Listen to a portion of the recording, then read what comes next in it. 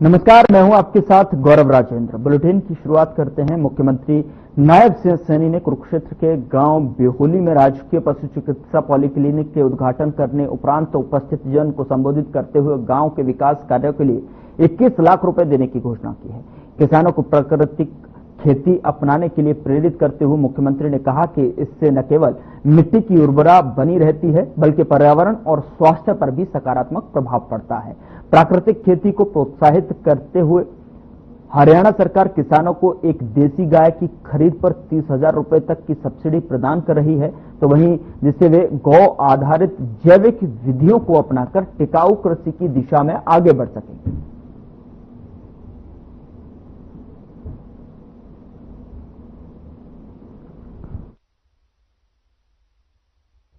आज का ये दिन हम सब के लिए बड़े गर्व का दिन है। मुझे खुशी है कि आज एक ऐसा स्थान हमारे यहां इस क्षेत्र के अंदर जुड़ा है जिसका आज उद्घाटन हुआ है कि हमारे किसान भाइयों को, हमारे श्रमिक भाइयों को जो एक रोजगार का भी साधन ये साथ में चलता है, और ऐसा रोजगार है कि जिससे व्यक्ति अपने पूरे परिवार को आगे बढ़ा सकता है। आज इस पशुपालन विभाग के द्वारा ये राजकीय पशु चिकित्सालय आज इसका उद्घाटन हुआ है। इसके लिए मैं आप सबको बहुत बहुत बधाई देता हूं, शुभकामनाएं देता हूं। मुझे ये भी खुशी है कि जो ये पशु चिकित्सालय यहां खुला है, इस पशु चिकित्सालय में जिसके ऊपर 4 करोड़ 67 लाख रुपया खर्च आया है, और यहां पर ये हॉस्पिटल सभी आधुनिक सुविधाओं से ये सुसज्जित है। यहां पर्याप्त संख्या में डॉक्टर भी हैं, यहां पर ऑपरेशन थिएटर भी है, यहां पर लेबोरेटरी भी है। लेबोरेटरी के साथ साथ यहां पर पशुओं को अगर कोई फ्रैक्चर आ जाता है तो एक्सरे मशीन भी है। ये पहला ऐसा हॉस्पिटल जिसमें सभी सुविधाएं इसमें सुसज्जित हैं, क्योंकि ये बड़ा हॉस्पिटल यहां पर आज आप लोगों को समर्पित हुआ है। लाडवा विधानसभा के गांव मथाना के गौवंश धाम एवं अनुसंधान केंद्र में गौ चिकित्सालय का मुख्यमंत्री नायब सिंह सैनी ने शिलान्यास किया है। और बता दें आपको कि मुख्यमंत्री ने भूमि पूजन कर निर्माण कार्य का शुभारंभ किया, गौ सेवा भी की, और उन्होंने आधुनिक गौ चिकित्सालय के निर्माण के लिए 21 लाख रुपए के सहयोग के तौर पर देने की घोषणा की। उन्होंने कहा कि मथाना में गौशाला और आधुनिक पशु अस्पताल के निर्माण से बेसहारा गौवंश सड़कों पर जो है नहीं घूमेगा, साथ ही बीमार गौवंश का भी इलाज होगा। इसके साथ ही क्षेत्र के पशुपालकों को भी जो है अपने पशुओं का इलाज करवाने की यहां पर सुविधा प्राप्त होगी। उन्होंने कहा कि प्रदेश की गौशालाओं में चारा के लिए 270 करोड़ रुपए की राशि जारी की जा चुकी है। पिछले वर्ष 608 गौशालाओं में 166 करोड़ रुपए की राशि जारी की गई थी। 310 गौशालाओं में शेड के लिए 30 करोड़ रुपए की जारी किए गए थे। गायों की सुरक्षा के लिए प्रदेश सरकार जो है सख्त कानून भी बनाए हैं। मुख्यमंत्री को गांव मथाना की सरपंच अंजना देवी ने गांव की मांगों का मांग पत्र सौंपा। कार्यक्रम के बाद मुख्यमंत्री नायब सिंह सैनी ने उपस्थित लोगों की समस्याएं और शिकायतों को भी सुना। बता दें कि अधिकारियों को उनके समाधान के निर्देश भी त्वरित दिए गए।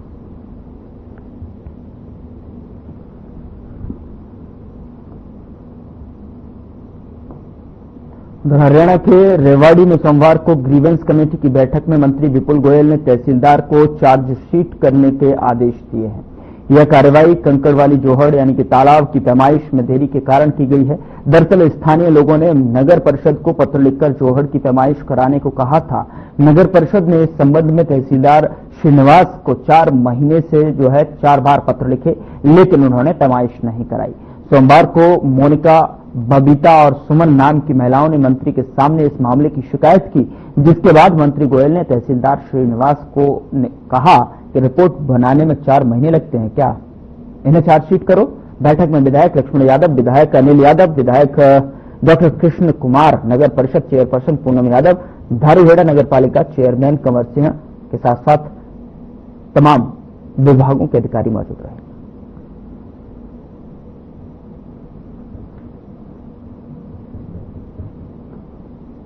जिला कष्ट निवारण समिति की बैठक थी, जिसमें 3 तो पेंडिंग वो थे और आज 18 नए मामले आए हैं, उनको संज्ञान में लिया गया और उनका जो भी उचित निर्णय था वो करने का काम किया गया। कुछ दिक्कतें थी उनको पेंडिंग रख दिया गया, रिपोर्ट के लिए कमेटी बना दी है, वो अपनी रिपोर्ट देगी और उसका निर्धारण होकर अगले हफ्ते 10 दिन के अंदर उनका निवारण हो जाएगा और अगली मीटिंग के अंदर उसकी रिपोर्ट आ जाएगी। बिजली पानी की काफी समस्या है, गर्मी बढ़ रही है। सभी अधिकारियों को निर्देश दे दिए गए हैं, रेगुलर डिप्टी कमिश्नर की अध्यक्षता में और सारे एचओडी अपने अपने डिपार्टमेंट के लोगों को बैठकर मीटिंग करेंगे। बारिश आ रही है, ना तो पानी की समस्या कोई हो, ना जल भराव की समस्या हो और ना ही बिजली की कोई समस्या हो, ऐसे आज यहाँ पर आदेश दिए गए हैं।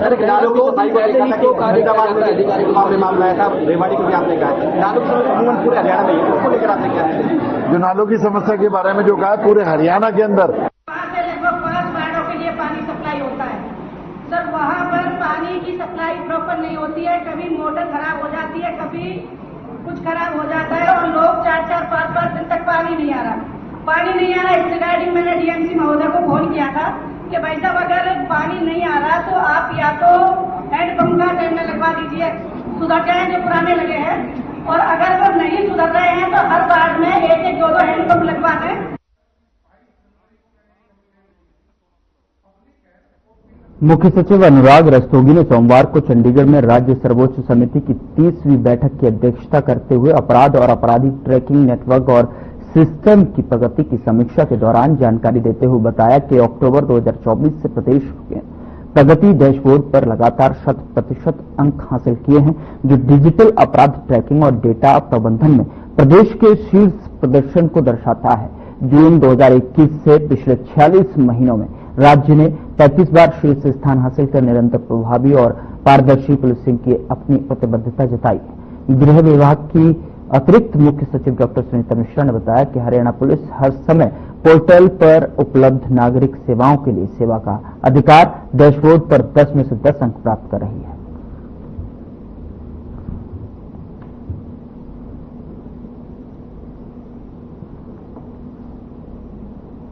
कांग्रेस नेता भूपेंद्र सिंह हुड्डा ने प्रेस कॉन्फ्रेंस की और इस दौरान उन्होंने बीजेपी नेताओं को जमकर घेरा है। उन्होंने कहा कि बीजेपी नेता लगातार मर्यादाएं लांघ रहे हैं और पहले मध्य प्रदेश के उप मंत्री ने सेना और वीर सैनिकों के विरुद्ध गैर जिम्मेदाराना बयान दिया और अब हरियाणा के बीजेपी सांसद ने आतंकी हमले के शिकार और शहीदों के विरुद्ध बेहद ही निम्न स्तर की टिप्पणी की है। ऐसे बयान नाकाबिल बर्दाश्त है। व्यक्ति जिम्मेवार पद पर बैठ के जिम्मेवारी से बात करनी चाहिए। जो उन्होंने डिस्कशन की बातें कही हैं वो स्वीकार्य नहीं है और इसका संज्ञान महिला कमीशन में भी लेना चाहिए और बीजेपी के भी इनके खिलाफ कोई न कोई कार्रवाई करनी चाहिए ताकि लोग ऐसा बयान देने से आगे बढ़ जाएं। ये कोई शोभनीय काम नहीं था, लेकिन अब पता नहीं हो क्या रहा है। कहीं मध्य प्रदेश का डिप्टी चीफ मिनिस्टर कुछ कह रहा है, उसके खिलाफ कोई एक्शन नहीं हो रहा है। कहीं वो उनके मंत्री शाह कह रहे हैं, उनके खिलाफ एक्शन नहीं हो रहा है। अब ये समझ में नहीं आ रहा है ये क्या हो रहा है। तो तुरंत बीजेपी को भी एक्शन लेना चाहिए और महिला कमीशन से भी ये है उनको भी संज्ञान लेना चाहिए।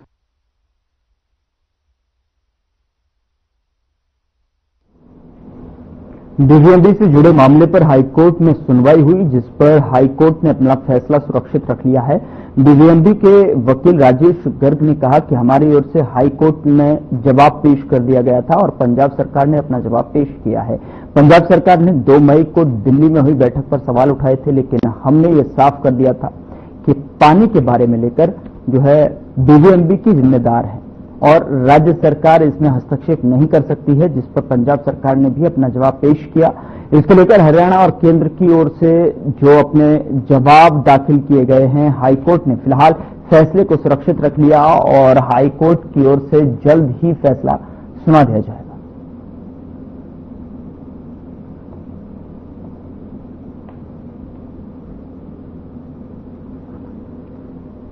देखो पंजाब सरकार ਦੇ ਜਿਹੜੇ ਆਰਗੂਮੈਂਟ ਸੀਗੇ, ਜਿਸ ਤਰ੍ਹਾਂ ਮੈਂ ਤੁਹਾਨੂੰ ਪਹਿਲਾਂ ਦੱਸਿਆ ਸੀ, 2 ਦਿਨ ਉਹਨਾਂ ਨੇ ਬਹਿਸ ਕੀਤੀ ਸਾਹਮਣੇ ਤੇ 2 ਦਿਨ ਬਹਿਸ ਕਰਨ ਦਾ ਮਤਲਬ ਇਹ ਸੀ, ਜਿਸ ਤਰ੍ਹਾਂ ਮੈਂ ਤੁਹਾਨੂੰ ਪਹਿਲਾਂ ਦੱਸਿਆ, ਉਹਨਾਂ ਨੇ ਇਸ ਮੁੱਦੇ ਨੂੰ ਲਟਕਾਣਾ ਸੀ 28 ਤਰੀਕ ਤੱਕ, ਜਦੋਂ ਕਿ ਚੀਫ ਸਾਹਿਬ ਕੰਟੈਂਟ ਤੇ ਸੰਗਿਆਨ ਲੈਣਗੇ।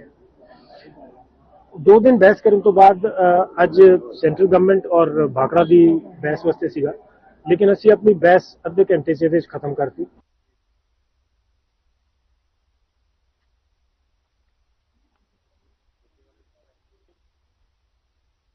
उधर आरोही स्कूल को लेकर हरियाणा सरकार ने आदेश किए हैं। बता दें कि कच्चे 129 पीजीटी और टीजीटी का कार्यकाल 30 जून तक बढ़ा दिया गया है। हरियाणा कौशल रोजगार निगम के तहत लगे अध्यापकों को इससे राहत मिली है।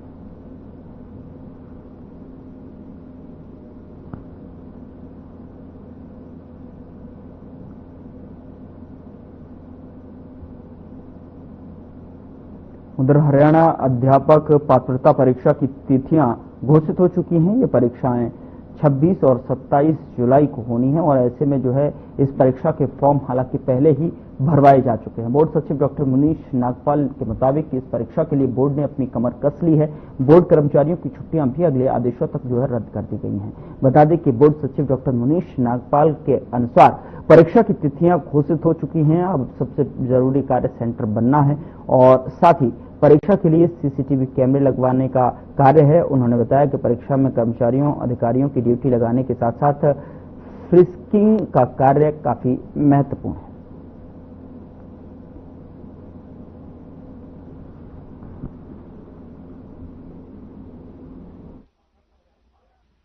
इसमें बताना चाहूंगा कि हरियाणा विद्यालय शिक्षा बोर्ड द्वारा और हरियाणा सरकार द्वारा हरियाणा विद्यालय शिक्षा बोर्ड को ये जिम्मेवारी दी गई है 26 और 27 जुलाई को एचटेट आयोजित करने के लिए। तो इसमें ये काफी जो महत्वपूर्ण एग्जाम है, परीक्षा है, और पूर्व में भी आप देखते हैं पिछले 2022 में 23 में इस प्रकार का सफल आयोजन किया गया है, जिसमें 3.25 लाख से ज्यादा 3,28,000 से ज्यादा जो छात्र हैं उनका रजिस्ट्रेशन होया हुआ है। तो इसकी घोषणा होने के उपरांत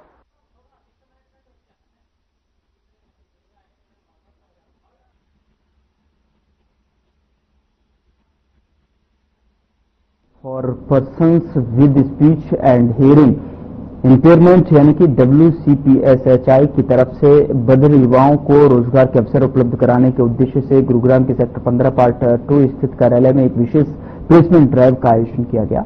इस कार्यक्रम में लगभग 45 बधिर युवाओं ने नौकरियों के लिए जो है आवेदन किया और इसके मौके पर जो है 5 प्रमुख मल्टीनेशनल कंपनियां MNCs ने भाग लेकर अभ्यर्थियों से संवाद किया और विभिन्न प्रोफाइल के लिए चयन प्रक्रिया प्रारंभ की। संस्था की ओर से बताया गया कि चयनित अभ्यर्थियों को 29 मई को राज्यपाल बंडारू दत्तात्रेय द्वारा नियुक्ति पत्र प्रदान किए जाएंगे।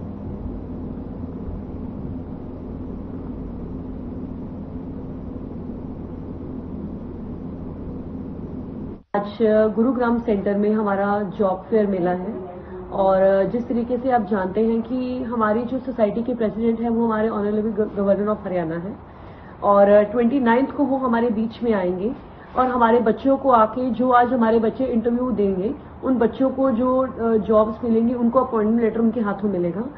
आज हमारे बीच में कुछ कंपनीज हमारे बीच में आई हैं जो हमारे बच्चों को जॉब्स दे रही हैं। Delivery company, Flipkart, Amazon, HNG और फ्रंटियर ग्रुप।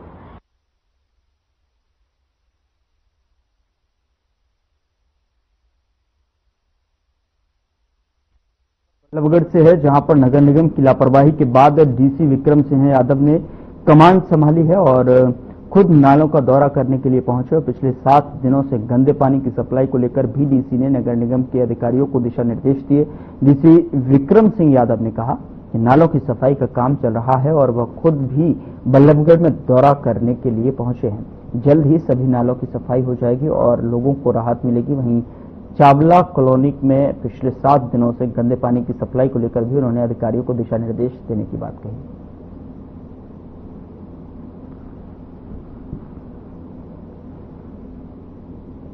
दौरे करें जो फ्लड से रिलेटेड जो हमारे काम चल रहे हैं, नालों की जो सफाई चल रही है, तो वो हमने उनका मुआयना करा है। तो कार्य चल रहे हैं, प्रगति पर है। कुछ जगह थोड़े इश्यूज थे, एनक्रोचमेंट के हों चाहे बाकी इश्यूज हों, तो वो दूर करने का निर्देश दिया कंसर्न डिपार्टमेंट को। तो ये जो आने वाली बारिश रहेगी उसमें हमारी कोशिश है कम से कम जल भराव हो और जल्दी जितना जल्दी हो पाए डिस्पोजल हमारे काम करें। और जो हमारे नाले हो गए या फिर जो हम कहें आगे बुढ़िया नाला या गोची नाला, तो उसमें पानी जल्दी जल्दी उसमें डालें।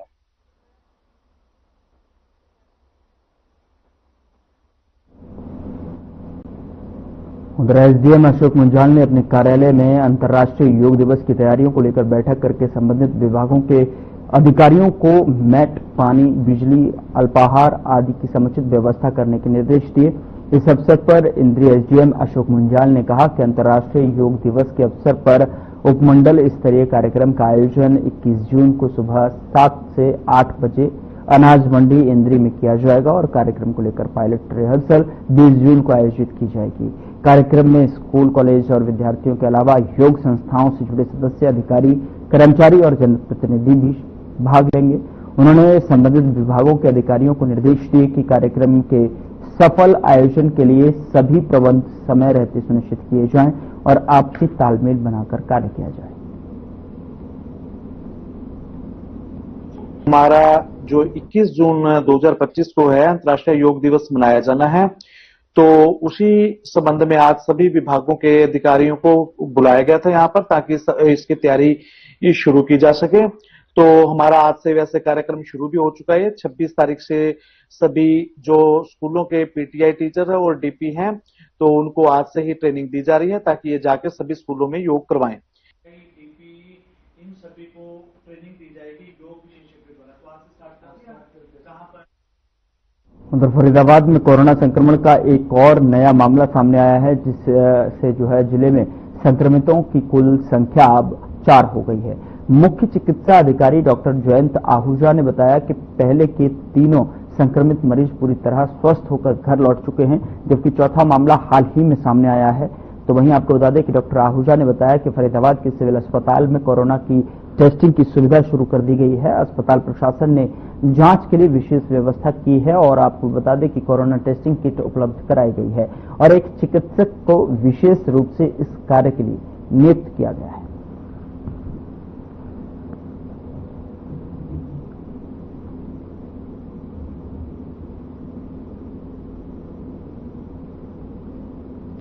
देखिए, अभी तक 4 मरीजों की रिपोर्टिंग है। 4 मरीजों में से 3 मरीज पहले से ठीक हो चुके हैं और कोरोना की टेस्टिंग के लिए हमारे पास पूर्ण सुविधाएं हैं।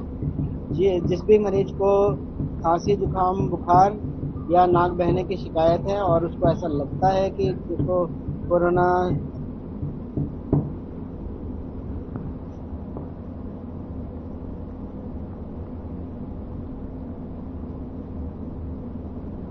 फरीदाबाद के बड़खल तहसील में एक महिला से 12 लाख रुपए की ठगी का मामला सामने आया है, जहां पर महिला को एक ऐसा मकान बेच दिया गया जो पहले से ही बैंक में गिरवी रखा गया था।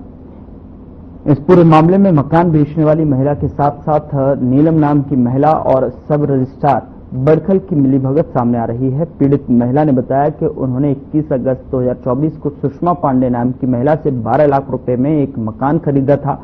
सुषमा पांडे ने रजिस्ट्री में यह लिखा था कि यह मकान किसी भी लोन या देनदारी से मुक्त है, लेकिन 16 मार्च 2025 को एक चौंकाने वाली घटना हुई। स्मॉल फाइनेंस बैंक लिमिटेड और डीसी ऑफिस के अधिकारियों की टीम उनके घर पर आई और मकान के दरवाजे पर कब्जे का नोटिस चिपका दिया। अधिकारियों ने बताया कि यह मकान नीलम नाम की महिला के नाम पर पहले ही बैंक में गिरवी रखा गया है और उस पर लोन चल रहा है, जो अब तक नहीं चुकाया गया है। बैंक अब इस मकान पर कब्जा लेने की प्रक्रिया शुरू कर चुका है।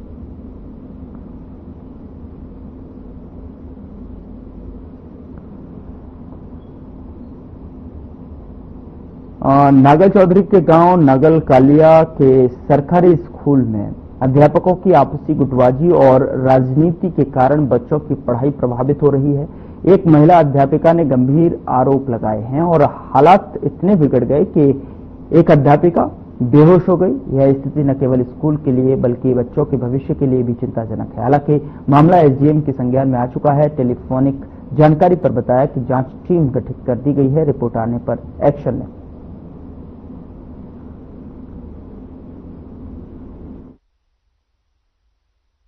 और उन्होंने मेरे को धमकी दी, ये बोले कि अब की बार तो आ तो गई पर तेरा रिकॉर्ड तेरे ना चढ़ाऊं, मैं अपने चढ़ाऊंगा। मैंने कहा सर आपने तो सारे 4 चैप्टर करवा रखे, आगे तो कुछ सारा मैंने करवाया है। आप क्लास को छोड़ के पार्टी करने बैठ जाते हो तो वो सारा काम कौन करवाता है? मैंने करवाया, तो रिकॉर्ड तो मैं अपने नाम चढ़वाऊंगा क्योंकि मैंने पढ़ाया। आपने तो नातन की कॉपी पूरी करवा रखी, थोड़ा चैप्टर हो गए जिसमें 10 चैप्टर हो गए, 10 पोएम होगी, सारी ग्रामर होगी, कुछ नहीं करवा रखा।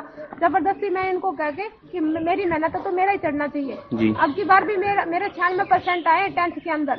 ये क्या करते हैं, अब की बार ये कह रहे हैं कि हमारा रिजल्ट अच्छा आता है। ये पैसे इकट्ठे करते हैं चाय पानी के लिए, जहाँ पर इनका सेंटर आता है वहाँ पहुँच जाते हैं। मेरे से बोले कि ये बोले योगेश सर 500 रुपए दे, तेरा वो सही करवा के आओ। मैं बोली सर मेरे को कुछ नहीं देना, मैं अपने 200 रुपये अपना भाड़ा लगा के आती हूँ, मेरे पास 1 भी रुपया नहीं। मेरी मेहनत है तो मेरा रिजल्ट आ जाएगा। मेरा 96% रिजल्ट आया। योगेश सर दोनों साइड में है, यानी कि जिसको बोलते हैं ना, ऐसे कहते हैं कि मेरे बिना यहाँ पत्ता भी नहीं होता। अध्यापक कोई नशा नहीं करता, साफ सफाई आप लोग देख रहे हो। स्लीपर मेरे पास 2 साल से है जी। स्कूल में मैम पानी की व्यवस्था भी नहीं है। पानी की व्यवस्था 2 टंकियां है स्कूल में मैम, वो दोनों टंकियां हैं, वो उनमें पानी नहीं है, फिलहाल वो खाली है। वो बिजली की समस्या होती है, कभी ये ट्यूबवेल से बिजली नहीं आती तब वो खाली रहती है जी। अन्यथा कोई व्यवस्था खराब नहीं है पानी। स्कूल की पहले हमारे पास शिकायत आ चुकी है तो उसके लिए हमने टीम गठित कर दी थी, कमेटी बनाई हुई है और वो जैसे ही उनकी कोई जांच होगी हमारे पास आएगी तो हम जो उसके ऊपर जो भी कार्रवाई होगी वो करेंगे। बाकी उनकी सहमति होगी, उनका समझौता भी हो गया, मैंने रिटर्न में दे दिया कि आप जैसे ऐसा कुछ भी नहीं है।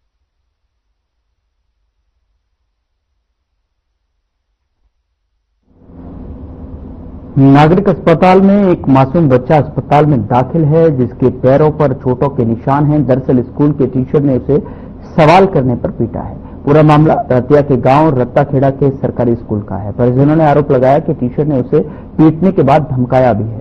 इसके लिए उन्होंने तुरंत सूचना डायल 112 पुलिस को दी और पुलिस ने मामले की पूछताछ की और नागरिक अस्पताल में डॉक्टरों ने इसकी जानकारी पुलिस को दी।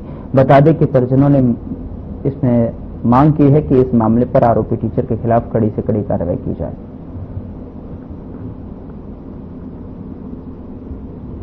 सुबह अपने लड़की भेजी थी स्कूल में पढ़ने के लिए।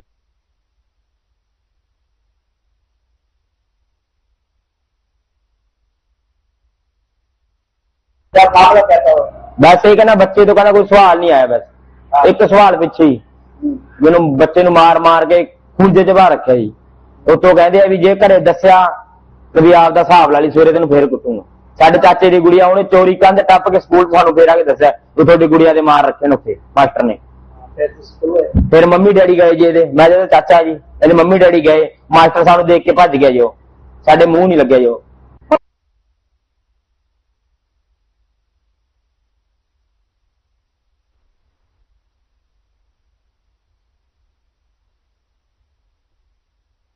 ये कोई तीसरी कक्षा की गुड़िया है जी, एक छोटी सी मासूम बच्ची है। ये देखो जी, एक अशोक सर बता रहे हैं भी सुबह इस बच्ची को क्लास में बंद करके पीटा गया है। आप इसकी हालत देखो, बहुत गलत किया, उसने अच्छा काम नहीं किया जी अशोक ने। तो अब फिर क्या फैसला कर लिया? फैसला क्या है जी, उस पर कानूनी जो कार्रवाई बनती होनी चाहिए जी। एक छोटी सी मासूम बच्ची को पीटा है उसने।